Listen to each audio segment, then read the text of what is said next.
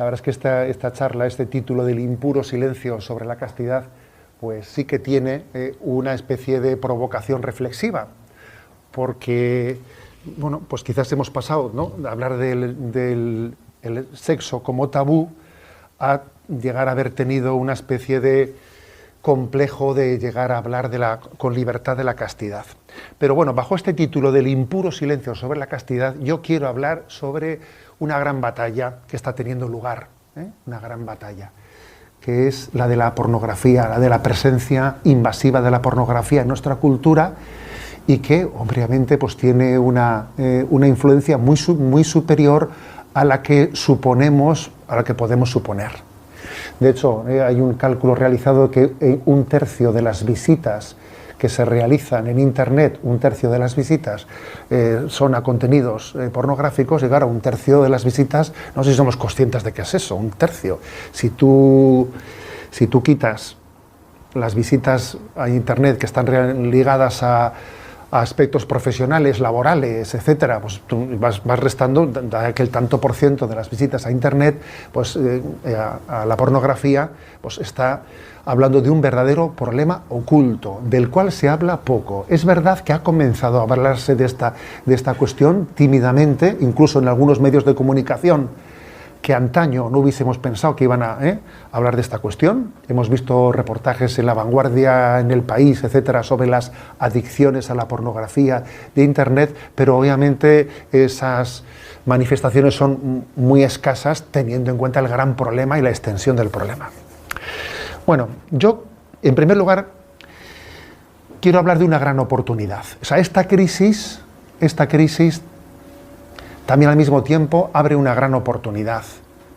La gran oportunidad de que podamos mostrar al mundo lo que es la belleza, lo que es la importancia, lo que es el gran valor de la virtud de la castidad. Hemos pasado del amor libre, ¿no?, del mayo del 68 al sexo esclavo de los inicios del siglo XXI. En medio siglo se ha producido toda esa transformación, del amor libre al sexo esclavo. De la denuncia de que hay que hablar del sexo porque el sexo ha sido un tabú, a que ahora exista un impuro silencio sobre la castidad. Y creo que es una gran oportunidad histórica. ¿Por qué? Porque el mundo está sufriendo mucho por esta cuestión, se está sufriendo mucho, y podemos mostrar que la virtud de la castidad pues responde a una necesidad de liberación, de libertad interior que tiene el hombre, ¿no? Estamos intuyendo aquí que, bueno, existe una estrategia en última instancia del maligno, pero una estrategia también de los poderosos de este mundo que buscan esclavizar a la población. Y del pan y circo de los romanos, del pan y circo de aquellos tiempos, pues estamos pasando a otro tipo de sometimientos y de esclavitudes, pues mucho más sutiles, ¿no? Bueno, pues como puede ser las drogas, como puede ser la pornografía por Internet, o una visión o formas de ocio que terminan generando una población absolutamente adocenada, en la que se le tiene verdaderamente controlada pues por los vicios que se van generando y de los cuales vamos siendo esclavos. Y en el fondo esto esconde una gran dictadura, y la dictadura más consolidada es aquella en la que se consigue que los esclavos sientan placer en serlo. Cuando una dictadura consigue que el esclavo sienta placer en ser esclavo, a ver, verdaderamente esa dictadura ha llegado a tener una capacidad, ¿no?, de control de la población tremenda. Y para ello, el maligno se sirve de nuestras heridas, para esclavizarnos. Porque toda herida que no es sanada busca compensaciones, busca alivios, busca compensaciones. El adicto busca un placer para aliviar un dolor que no es capaz de sobrellevar. Tenemos sufrimientos interiores. Si tú no los detectas, si no los afrontas, vas a estar buscando compensaciones de una o de otra manera. Es tan importante identificar, es tan importante acompañar, sanar nuestras heridas, ¿no? y permitirle que Jesucristo se haga presente en esas heridas para que no sean un elemento de distorsión, es tan importante. Por eso la virtud de la castidad nos da, ¿no?, una luz clarividente para entender que hay una trampa mortal en estas adicciones, una trampa mortal que, por cierto, nunca terminan de satisfacer, es una compensación que no satisface, ¿no? Entre otras cosas porque nunca se tiene suficiente de lo que en realidad no se busca. Tú buscas otra cosa. Entonces, por mucho que busques de una manera compulsiva en esta adicción algo, en realidad nunca vas a tener suficiente. ¿Por qué? Porque buscas otra cosa, ¿eh? No, ya sé que es muy atrevido, porque Chesterton es terriblemente atrevido en sus expresiones y provocativo, pero la famosa frase de Chesterton dice, aquel que toca la puerta de un prostíbulo, lo que él no sabe es que en el fondo está buscando a Dios. Todavía no se ha enterado, pero es todo, digamos, es necesario, ¿no?, un verdadero acompañamiento para identificar las heridas, ponerles nombre, aceptarlas, ponerlas en presencia de Dios, para purificarlas, para que uno no se engañe, ¿no?, en aquello que está buscando. Pues bien, voy a hablar en primer lugar de 7 razones para este combate. Porque claro, primero es muy importante entender por qué hay que hacer la guerra a la pornografía. Si uno no tiene claro en las razones profundas para hacer la guerra a la pornografía, difícilmente después va a afrontar la batalla, ¿eh? Nosotros muchas veces creemos que es que el problema de luchar contra la pornografía es un problema de falta de fuerza de voluntad. Y igual nos equivocamos, porque antes de hablar de la fuerza de voluntad, habría que haber hablado de la clave del sentido. Es muy importante tener claro el sentido. No vagamente entender que la pornografía no es buena, sino identificar de una manera clara las razones por las que la pornografía no es buena. ¿No? Aquí hay 2 dimensiones. Una es la clave del sentido y otra cosa es la clave del señorío. El señorío es ser dueños de nosotros mismos. Pero ojo, antes de hablar del señorío, hablemos del sentido. Porque es que la pregunta por la sexualidad esconde la pregunta por la identidad. Y detrás de la identidad está tu vocación.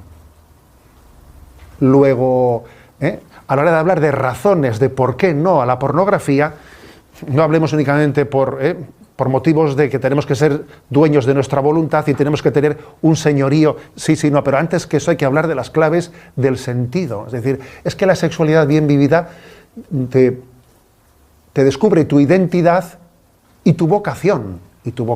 Por lo tanto, 7 razones para el combate. Yo me las he ideado un poco en plan práctico. Bueno, la primera razón para el combate. Estamos hablando de personas. Esto no es un juego. Es inexistente la distinción entre lo virtual y lo real. Yo creo que una de las grandes trampas de la pornografía es diciendo, bueno, esto es una cosa virtual. Aquí no estamos encontrándonos con ninguna persona. Esto es una pantalla, aquí hay un cristal. O sea, esto no es real. Yo no estoy aquí con personas. Y claro, eso es una gran trampa. Una gran trampa de que, digamos, lo virtual me parece que está disminuyendo el problema moral. Y eso es una gran trampa. Entre otras cosas, porque esas personas son absolutamente reales. Y existen dramas terribles en ellos. Y hay un gran número, ¿no?, de esas personas que, por la gracia de Dios, que han estado, estrellas porno, que se dice, ¿no?, que han sido, por la gracia de Dios, liberadas, que las hay bastantes, y sus testimonios son conmovedores, pues para decirnos de qué cantidad de abusos físicos, emocionales, depresivos, de violencias, de intentos de suicidios han vivido. No estamos hablando de una pantalla, no estamos hablando de algo virtual, estamos hablando de personas que tienen nombres y apellidos, que tienen relaciones personales, que tienen madre, que tienen hermana. Yo suelo contar una anécdota que me pasó hace ya un par de años, un verano, que iba por la noche a mi turno de Adora, Y allí, pues de madrugada serían era agosto, allí de madrugada serían las 2 o 2:30, me paran unos franceses y me dicen allí, uno no sabía español y el otro le iba diciendo para que el otro tradujese, y yo me hacía el tonto como que no sabía francés o no entendía nada y así veía lo que hablaban entre ellos, ¿no? Y me dice, ¿sabes aquí dónde hay una casa de chicas? Y yo dije, ¡jue! Y yo iba con el Clermont suelto, aunque no sé si lo llego a tener atado, me parece que tampoco se enteran, pero bueno, me hizo la pregunta, ¿no? Y yo dije, madre mía, ¿y esto cómo cojo yo esto? Y entonces empecé a decirle, ¿y tú tienes hermanas? Y tal, y el otro le traducía al otro al francés. Es que él demanda, nous savons des sœurs. Y claro, yo iba viendo su tal, sí, tengo una hermana y tal, y ¿tienes madre? Entonces, le iban preguntando, y estaban un poco sorprendidos por mis preguntas, ¿no? Y decía, oye, ¿a ti no te parecería que si tu hermana o tu madre, no sé qué? Y va un momento en el que el otro, el francés, le pregunta, le dice, oye, este Caspara no será un cura, ¿no? Le dice el otro, le preguntó, ¿no será un cura?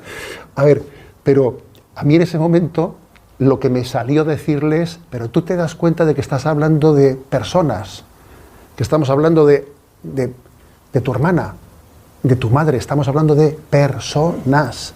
No estamos hablando de una pantalla, algo que está lejos de tu vida, estamos hablando de personas. Segunda razón, pues para el combate contra la pornografía. A ver, el porno mata el amor. El porno mata el amor. Fijaros, hay una estadística en la que por lo menos un 25% de los divorcios en Estados Unidos y en Inglaterra, que es donde los estudios están más, digamos, desarrollados, el 25% de los matrimonios que allí sí que piden poner alguna causa para el divorcio, dicen, motivo del divorcio, dicen pornografía.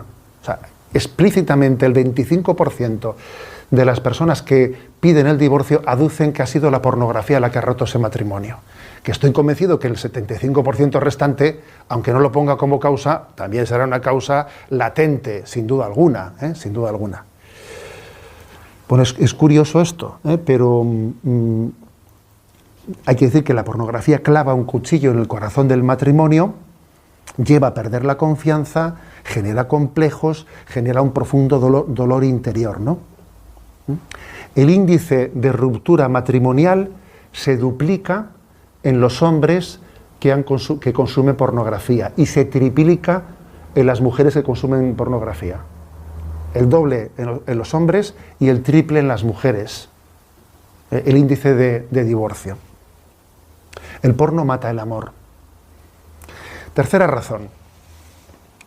El porno deforma, daña gravemente la sexualidad. Un número creciente de casados pues acaban prefiriendo la pornografía a las relaciones sexuales matrimoniales. No sé si sabéis este dato, pero es un dato potentísimo, y es que, además en datos muy globales, de muchas naciones del mundo, en la última década, 15 años, ha ido disminuyendo considerablemente el número de relaciones sexuales en los matrimonios y en las parejas. No solo en matrimonios, sino también en parejas. O sea, cada vez existen menos relaciones sexuales. Fíjate, en este tiempo de la sexualización, cada vez hay menos relaciones sexuales. Pero además, pero con datos, con datos en todas las naciones. Es un fenómeno global. ¿Por qué? Pues porque claro, estando la pornografía presente, uno pues ve la entrega sexual como un reto que a ver si voy a estar yo a la altura. Me explico, a ver, con ese tipo de modelos uno se acompleja y uno no tiene, y ve la sexualidad como unas ensoñaciones irreales obsesivas. O sea, es decir, el porno no solo mata el amor, destroza la sexualidad. Destroza la sexualidad. Es curioso esto. Nosotros estábamos acostumbrados a escuchar eso de que Santo Tomás de Aquino dice, ¿no?, en su Suma Teológica, él hace la pregunta, cuando habla del placer, etcétera, dice, las relaciones sexuales vividas en honestidad dentro del matrimonio, ¿tienen más placer o menos placer que las relaciones sexuales pues impuras, ¿no? Y entonces él dice, no, las relaciones sexuales vividas dentro del matrimonio tienen un superior placer, pues porque el placer no es es algo que es de Dios, y Dios lo ha ligado a la entrega de amor. Pero es que ahora vienen los datos y nos dicen esto que os acabo de comentar, que es tremendo, de cómo lo que dice, no solamente es verdad lo que decía Santo Tomás de Aquino, que la relación sexual honesta es más placentera, sino que llegamos a conocer cómo las adicciones a la pornografía generan un auténtico miedo a la entrega sexual, una desinhibición de la entrega sexual real, del abrazo conyugal, ¿no? Cuarta razón. La pornografía distorsiona la visión del hombre hacia la mujer y viceversa. ¿Por qué? Pues porque se llega a una cosificación. Pues la otra persona es un instrumento de gratificación, es un Kleenex, es un Kleenex. Esto lo decía San Juan Pablo II, que lo contrario del amor no es el odio, lo contrario del amor es la utilización, que la otra persona sea una cosa. Si la odias, mira, por lo menos odias a una persona, ¿sabes? Pero si la utilizas, eso es mucho peor, porque entonces no es una persona la que tienes delante tuyo, es una cosa. Es una cosa. Lo contrario del amor no es el odio, es la utilización, es la cosificación. Entonces, hemos sido creados con un deseo innato a la comunión, que la impureza lo sustituye como el timo de la estampita, ya que la comunión tuya no es posible, por lo menos un contacto lujurioso. Eso lo dice Grigori Pozkaz en ese libro famoso de Dioses rotos, de los 7 anhelos del corazón humano. Él dice en ese libro de que uno de los 7 anhelos del corazón humano es el anhelo de la comunión. Y que el anhelo de la comunión, cual si de un timo de la estampita se tratase, ha sido subvertido por lo menos un contacto lujurioso, ya que en mi comunión no la veo alcanzable. Por tanto, distorsión profunda, ¿no?, del hombre, de la imagen del hombre y de la mujer, que nos impiden verlos como alguien con quien yo tengo una vocación a la comunión. Quinto punto. La pornografía nos hace egoístas y nos roba la alegría. Cuando uno se convierte en un narcisista, que ve al mundo, ve el resto del mundo desde el punto de vista del provecho que yo saco de él, pues eso obviamente, porque es curioso, o sea, es decir, la dinámica de la pornografía te hace ver el resto de la realidad como algo de lo que yo obtengo un provecho para mí. Pero claro, esto es inevitable, que la conciencia es persistente, la conciencia es pertinaz, y obviamente la conciencia no se puede tragar. No se lo puede tragar, por mucho que ideológicamente uno pretenda justificarlo, no se puede tragar la bondad, ¿no?, de la utilización de las personas. Y la conciencia arrastra sentimientos de culpabilidad, que hace que el mundo de la pornografía sea fundamentalmente triste y amargado. Triste y amargado. Sexto punto. La pornografía se agrava con el tiempo haciéndonos esclavos. Uno va pasando fronteras que jamás hubiese sospechado que pasaría, ya no pilota su vida, sino que es arrastrado, su vida se vuelve incontrolable, del amor libre pasa al sexo esclavo, ¿no? Al sexo esclavo. He encontrado por ahí un articulito muy interesante de un argentino llamado Matías Conoziari, que titula ¿Qué tendrá que ver el Señor de los Anillos con mi lucha contra la pornografía? Y os voy a leer 2 párrafos que no tienen desperdicio. Este hechizo que creemos que nos dará la felicidad o el refugio, cual anillo único, este anillo único que nos hace aparentemente invisibles y nos da un instante de gozo a costa de nuestra propia muerte o a costa de quedar a merced de ese Señor oscuro que todo lo ve. Porque cuando te metes con el anillo único de la pornografía, no te das cuenta al principio, pero con el paso del tiempo quieres pasar más tiempo con él, como si fuera lo único que existiera en la tierra media de tu vida. Incluso puedes llegar a ser capaz de sacrificar amigos, hermanos, trabajo, la propia vida, como le sucedió al buen Smigol, convertido, transformado y ultrajado por el anillo, hasta convertirse en un ser irreconocible, Gollum, un ser egoísta, solitario, cuyo destino fue una continuación de su propia vida, andar sin rumbo, hipnotizado por el anillo. Me ha parecido pues, simpático, simpático y muy significativo, ¿no?, a la hora de ver qué proceso destructivo se genera.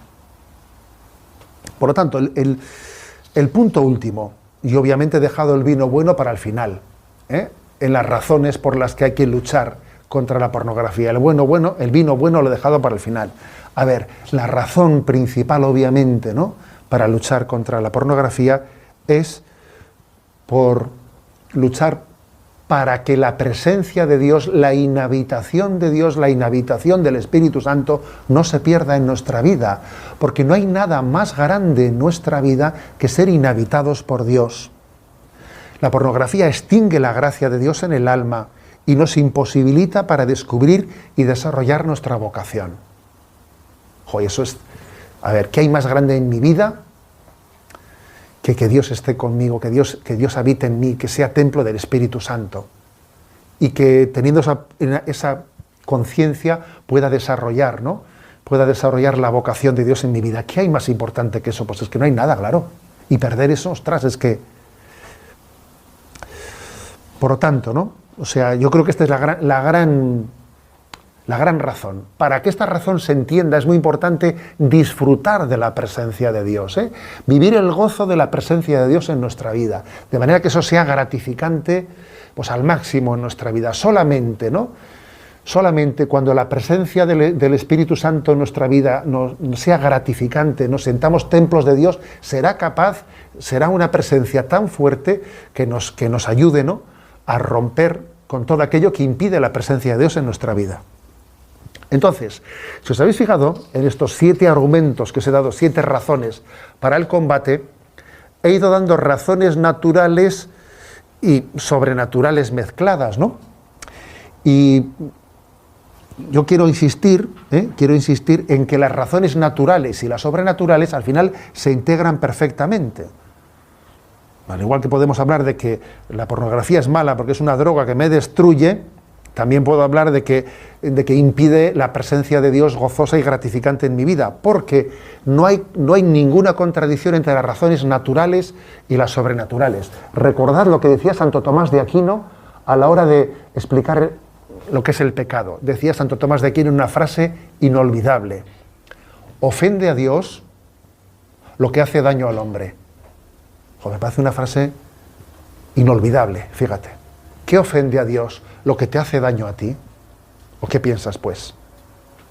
¿Que la voluntad de Dios es caprichosa y que Él quiere cosas que no tienen nada que ver con tu bien? No. ¿Ofende a Dios lo que destruye al hombre? ¿O qué? ¿O qué pensabas? ¿Que esto es malo porque me lo prohíbe mi religión, ¿no? O sea, como podía ser otra cosa, pero resulta que a mi religión se le ha ocurrido prohibirme esto, ¿no? A ver... Ofende a Dios lo que destruye al hombre. Luego, las razones naturales y sobrenaturales están plenamente integradas. Bien, estas son razones de por qué luchar contra la pornografía, por qué la pornografía es mala. Ahora permitidme 11 consejos prácticos, un poco de dirección espiritual, 11 consejos prácticos para combatir contra la pornografía.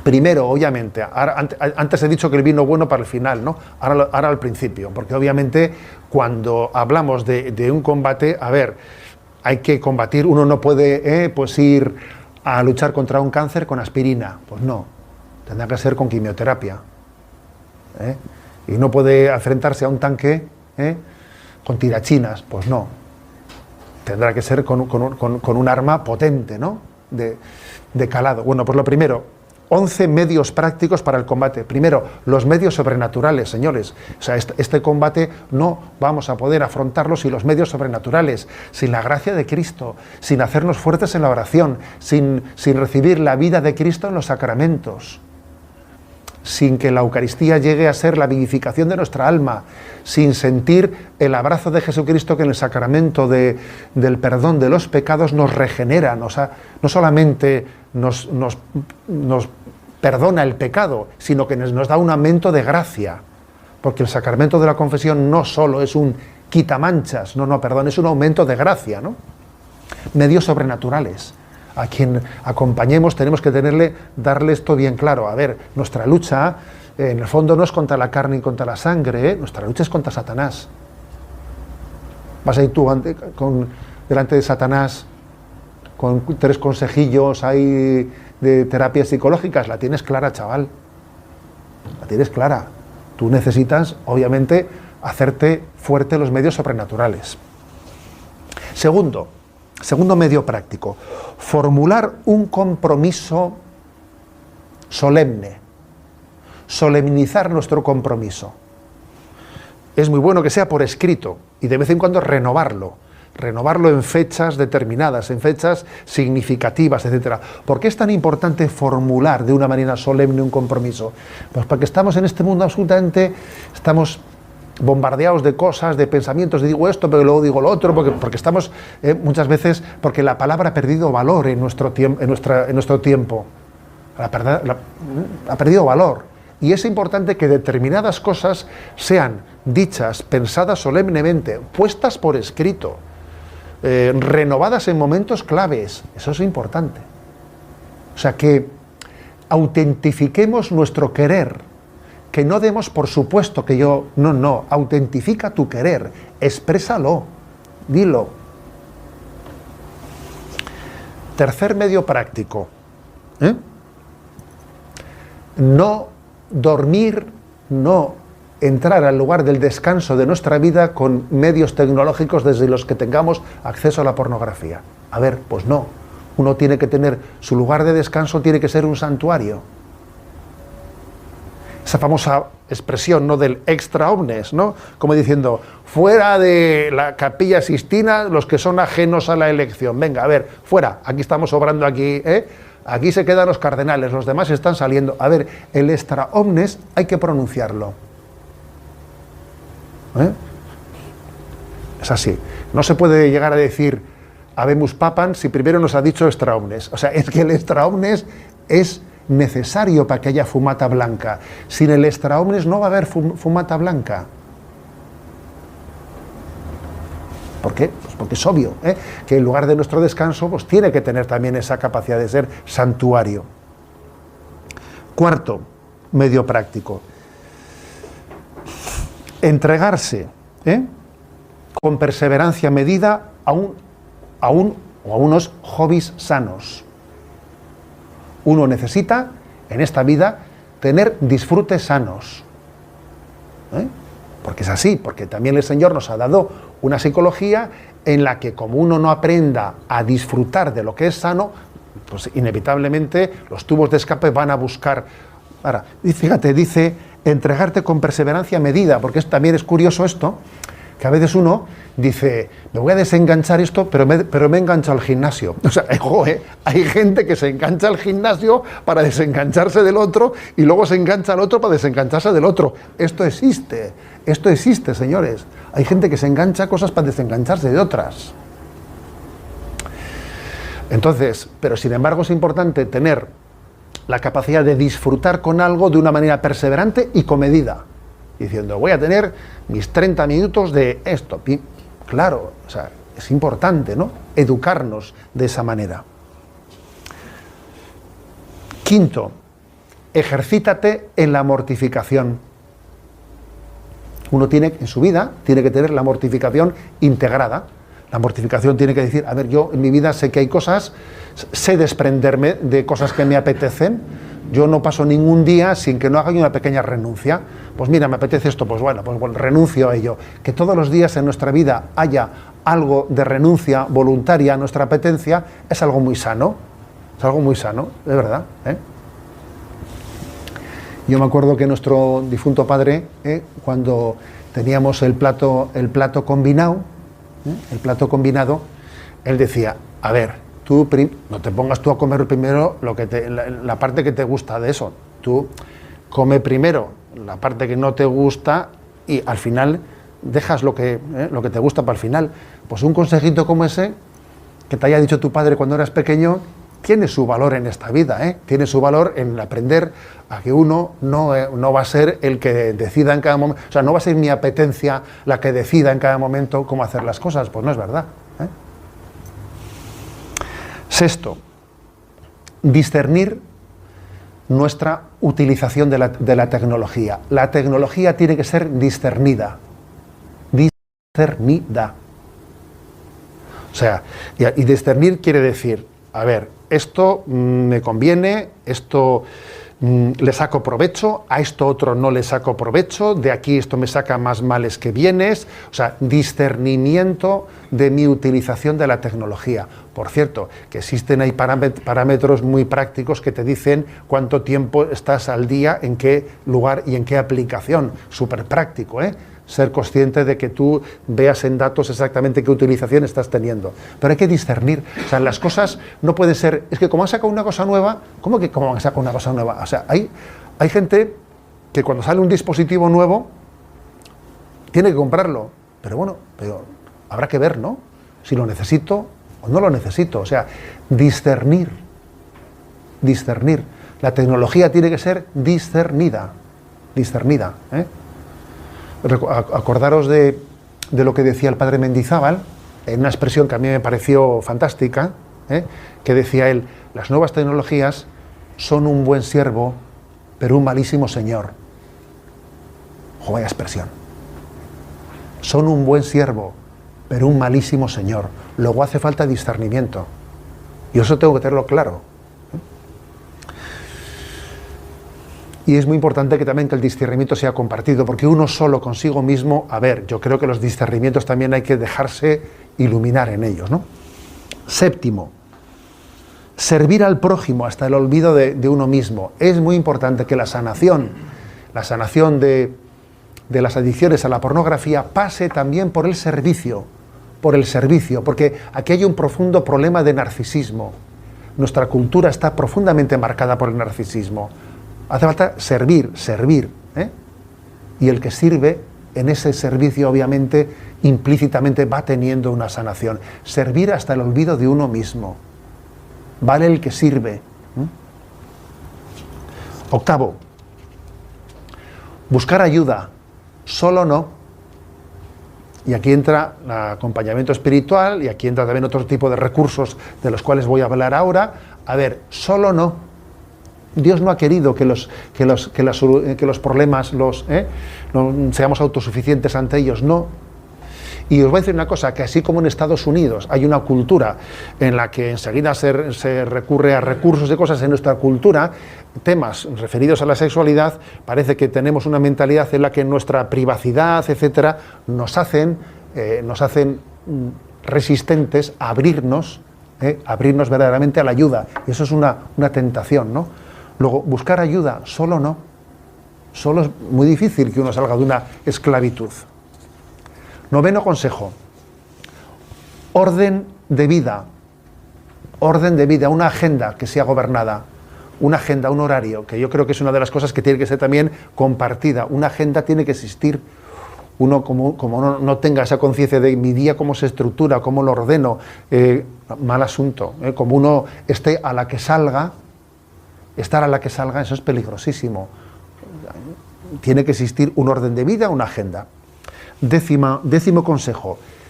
Ser paciente, constante y perseverante. Vence el que persevera. Esta es una batalla a muerte. Una batalla a muerte en la que el que al primer zarpazo, a la primera contradicción, a la primera, a la segunda, a la tercera, a las que sea, no se siente decepcionado, el que tenga un amor propio que no sea capaz de asumir, entre comillas, fracasos, como tú actúes solo por amor propio, no vas a tener perseverancia. La perseverancia se tiene cuando yo actúo desde el querer de Dios. Yo soy perseverante porque Dios lo quiere. Si Dios lo quiere, yo no tiro la toalla. La perseverancia es un don de Dios. Vence el que persevera. Y Dios, solo Dios da el don de la perseverancia. Que hay que pedir, que hay que suplicar, que hay que mendigar, ¿no? Señor, dame la perseverancia. Y un décimo consejo. Vigilar aprender a vigilar nuestro corazón, las tinieblas de nuestro corazón. Uno tiene que aprender a vigilar su corazón y decir, ojo, me voy a la cama, termina el día y estoy triste, estoy rabioso, estoy celoso. Mal asunto, macho. O sea, mal asunto. Si tú no vigilas tu corazón cuando está en tinieblas, cuando tú has dejado que los celos, que la tristeza, la rabia, el rencor, o sea, mal asunto. El corazón que está en tinieblas va a ser fácilmente asaltado. Luego creo que tenemos que, lo dice el Evangelio, cuando uno vea, ¿no? Cuando uno vea que viene un nubarrón, dice, cuidado, chaparrón tenemos. O sea, uno tiene que aprender, ¿no?, a examinar, digamos, el estado de su corazón. Bueno, como veis, 11 consejos prácticos para la dirección espiritual que me parecen, pues que seguro que se podía matizar alguna cosa, pero a mí me han parecido prácticos. A ver, importancia de formarse y asociarse. Os decía antes que en lugares como Estados Unidos, que obviamente esto lo han venido, la Conferencia Episcopal Estadounidense sacó en el año 2015 el documento Crea en mí un corazón puro. Yo dediqué en Sexto Continente un programa para explicarlo, pero ese documento está en español también, es accesible, Crea en mí un corazón puro, Conferencia Episcopal Estadounidense. Lo interesante de ese documento no solo es que hablaba de la pornografía, ¿no?, sino que ofrecía recursos. Claro, una iglesia como la de Estados Unidos tiene muy desarrollado toda una serie de recursos en esa ayuda, en ese gran combate, ¿no? La importancia de estudiar el tema, conocer recursos y ser audaces para esperar la sanación. A ver, Dios nos va a dar la gracia. El que busca encuentra. Dios nos va a dar la gracia de poder sanar esas heridas y de ayudar a que todo el mundo las puedan sanarlas, ¿no?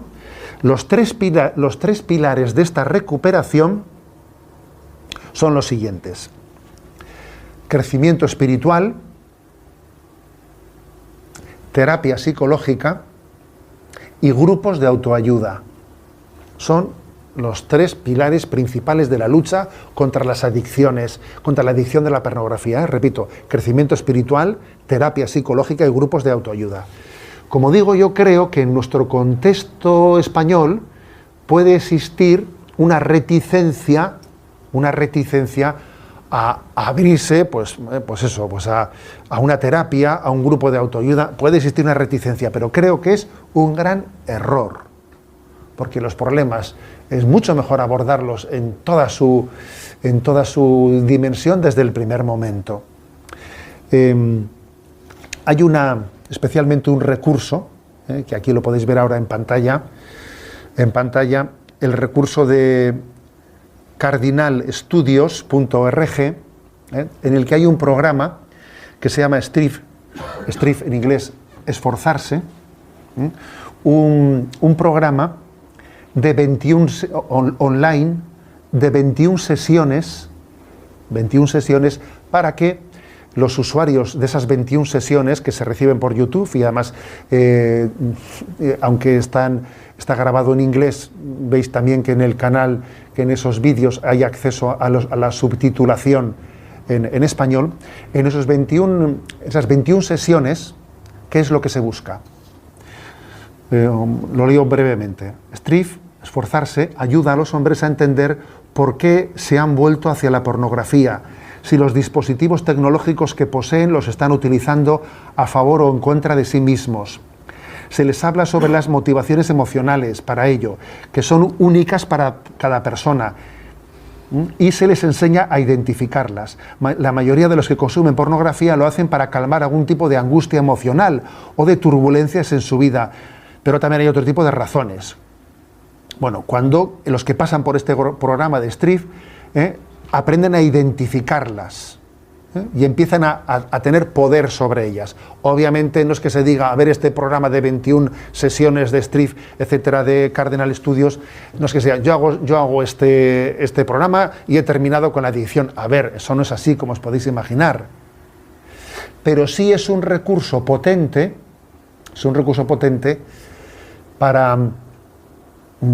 para aprender a identificar los problemas, para aprender a tener también recursos de cómo afrontarlos. Bueno, es un recurso accesible. Es verdad que es de pago, pero en este momento, durante un tiempo, es gratuito. O sea que os aconsejo que aprovechéis a acceder a algo, a descargarlo. A ver, otro recurso clave. Los 12 pasos de Sexólicos Anónimos. He recibido una visita del responsable en Euskadi de Sexólicos Anónimos que la verdad es que me ha conmovido. Me ha conmovido, ¿eh? Un hombre que me gustaría que algún día conocieseis, un hombre joven, al que la pornografía le ha destrozado su matrimonio, y que, bueno, él sueña y aspira con volver, ¿no?, a rehacer su matrimonio, al que la pornografía lo ha destrozado, pero él la verdad es que con una fuerza impresionante me describía cómo aconteció esa destrucción y cómo ahora Sexólicos Anónimos le estaba ayudando a reconstruir su vida, ¿eh? Y lleva ya 2 años dentro de Sexólicos Anónimos y bueno, la verdad es que una gozada ver que hay gente que pelea de esta manera y te viene y te visita y te dice, oiga, yo he recibido este don y quiero también aprender a pelear. Bueno, entonces, los 12 pasos de Sexólicos Anónimos, muy similares a Alcohólicos Anónimos, vais a ver que tienen un itinerario perfectamente integrable en la propuesta cristiana, ¿eh? Es un itinerario que dice uno, madre mía, esto está hecho con una facilidad de conjunción, ¿eh? De conjunción con la propuesta cristiana que no veas tú. Entonces vamos a leer los 12 pasos de Sexólicos Anónimos. El primero, admitimos que éramos impotentes ante la lujuria, que nuestras vidas se habían vuelto ingobernables. ¿A qué nos suena esto? Dicho en cristiano. Hombre, a mí me suena a Romanos 7:15 que dice, no entiendo mi comportamiento, pues hago lo que no quiero y acabo haciendo lo que aborrezco, ¿no? Y si lo que no deseo es precisamente lo que hago, no soy yo el que lo realiza, sino que es el pecado que habita en mí. Desgraciado de mí, ¿quién me librará de este cuerpo de muerte? A ver, a mí me recuerda esto, lo vuelvo a leer, ¿eh? Admitimos que éramos impotentes ante la lujuria, que nuestras vidas se habían vuelto ingobernables. A ver, es que hay que reconocer que existe una distorsión en nosotros que se llama pecado original, que se llama todas las heridas, y todo eso obviamente tiene un poder en el que tú has dejado de gobernar la vida. Y reconocer humildemente eso es muy importante, ¿eh? El que uno diga, a ver, esta vida es ingobernable, aquí hay otro que está mandando en mi vida, esta vida no la gobierno yo, me la están gobernando desde fuera. Eso es muy importante. Para mí es San Pablo 7. Segundo paso, estamos hablando de la filosofía, ¿eh? De la filosofía de Sexólicos Anónimos. Segundo paso.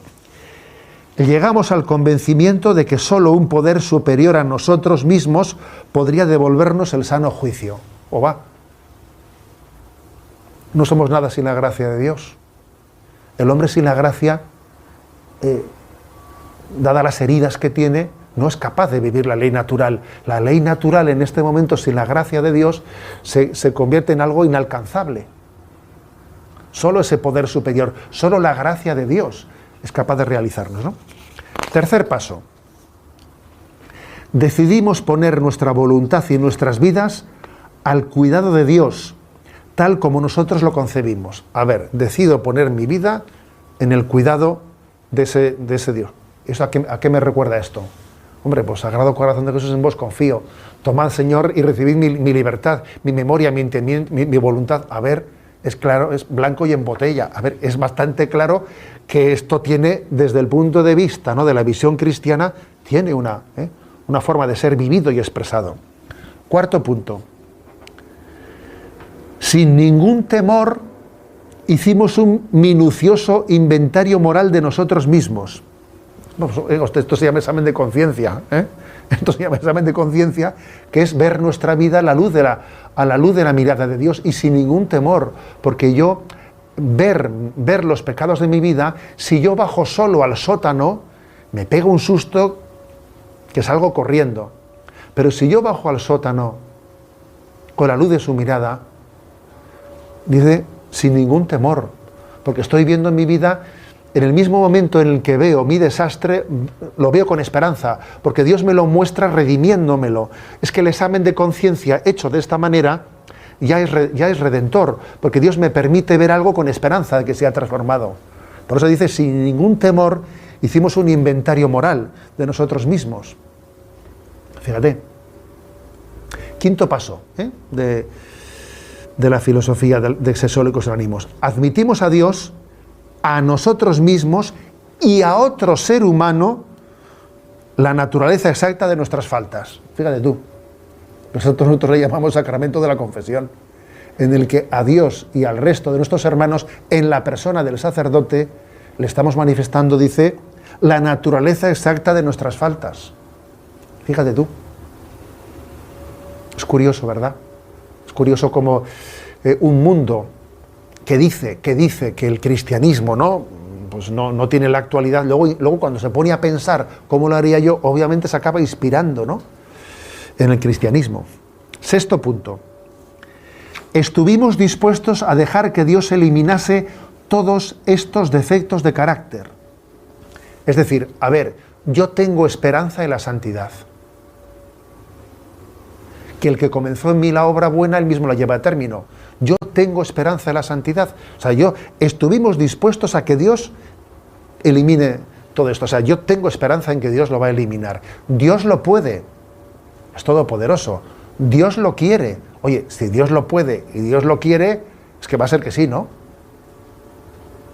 Va a ser que sí o no. A ver. Luego, este paso, ¿no? Hacemos el sexto paso, es decir, Dios lo va a hacer, tenemos esa esperanza. Punto séptimo.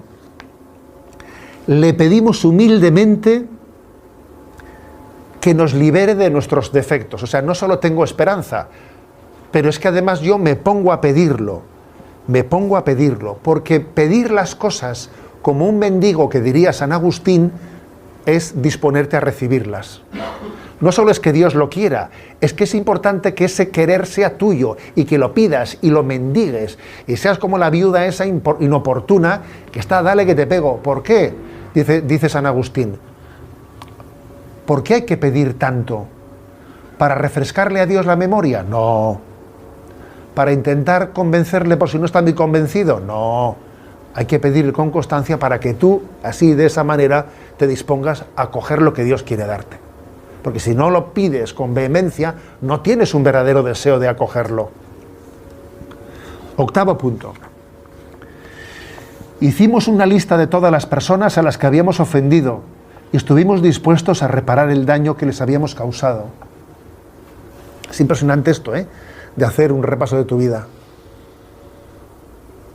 Ayer, por cierto, os voy a contar así un poco en confidencia, que estando en mi turno de la adoración por la noche, me llegó un mensajito de una persona, me dejó conmovido, porque claro, había escuchado el domingo el evangelio ese de dar las gracias, de los leprosos que habían vuelto a dar las gracias, y hay una persona que dijo, mire, el domingo escuché el evangelio y me acordé de que usted, en tal circunstancia, me ayudó en esto y en esto y en esto y en esto, dice, y nunca le había dado las gracias, dice, le escribo, y me lo mandó ayer a la 1 de la mañana, me dejó impactado. Dije, fíjate, escuchando el evangelio, haciendo referencia a algo que yo hice con él hace por lo menos, antes de ser obispo, 15 o 20 años, ¿sabes? Yo dije, la verdad es que me dejó para allá, ese mensaje suyo. Bueno, dice aquí, hicimos una lista de todas las personas a las que habíamos ofendido y estuvimos dispuestos a reparar el daño que les habíamos causado. Es que si cuando vas camino del altar a presentar tu ofrenda te acuerdas de algo, o sea, es importante la sanación de las heridas del pasado, claro. Las cosas del pasado, o sea, por la gracia de Dios, tienen que ser sanadas. ¿Sí? O sea, Dios no dice, venga, tapa y construye encima. No, las cosas tienen que ser sanadas, ponlas encima, y ponlas a la luz de su mirada para que, bueno, y le pido perdón a quien tenga que haberle pedido perdón y le doy las gracias, que ya os digo que ayer me quedé yo conmovido, porque pensé y dije, madre mía, ¿yo cuántos mensajes de estos tendría que mandar y no he mandado? ¿Cuántas personas a mí me han ayudado en mi vida y no he tenido yo el arranque de este tío de escribir esto? Noveno. Reparamos directamente a cuantos nos fue posible el daño que les habíamos causado, salvo en aquellos casos en el que el hacerlo perjudicara a ellos o a otros. Está muy ligado a lo anterior, ¿no? Es decir, la reparación forma parte de la gracia de volver a nacer de nuevo, sí, volver a nacer de nuevo, que nuestra vida vuelva a comenzar. Eso es un don, el poder reparar, ¿no? El poder reparar. ¿Qué es la reparación? La reparación es intentar en este momento vivir intensamente, en intensidad de amor, ¿no? Recuperando el tiempo perdido de nuestra vida. Entonces, si yo en este momento puedo, viviendo intensamente este momento, reparar cosas que han pasado en el pasado, pues la verdad es que es una gracia. Décimo, continuamos haciendo nuestro inventario personal y cuando nos equivocamos lo admitíamos inmediatamente, dice este punto. Bueno, pues yo a esto le llamo tener lo de San Ignacio de Loyola, lo del examen de conciencia del mediodía y de la noche. O sea, es decir, la prontitud a vivir tu vida en presencia de Dios y a tener un examen de conciencia pues habitual en tu vida. No únicamente el día que te confiesas, ¿sabes? Viviendo, aprendiendo, ¿no? A vivir en continua revisión personal. En continua revisión personal. 11. Buscamos a través de la oración y la meditación mejorar nuestro contacto consciente con Dios tal como nosotros lo concebimos, pidiéndole solamente que nos permitiese conocer su voluntad para con nosotros y nos diese la fortaleza para cumplirla. A ver, pues una oración de vida intensa. O sea, es que es curioso, ¿no? Qué próxima al cristianismo es toda la filosofía de Sexólicos Anónimos. Y por último, habiendo experimentado un despertar espiritual como resultado de estos pasos, tratamos de llevar este mensaje a los sexólicos y de practicar estos principios en todos nuestros actos. Cuando me vino a visitar me dice, yo aquí vengo ya por el 12. Dije, pues fíjate tú, coge el hombre y le visita al obispo y le cuenta, aquí estamos nosotros para servirles y para ayudarles. Joder, ¿qué se le puede pedir más a ese hombre? Diciendo, yo ahora necesito hacer apostolado. Porque yo he experimentado una liberación y yo ahora este don lo tengo que comunicar, apostolado de evangelización.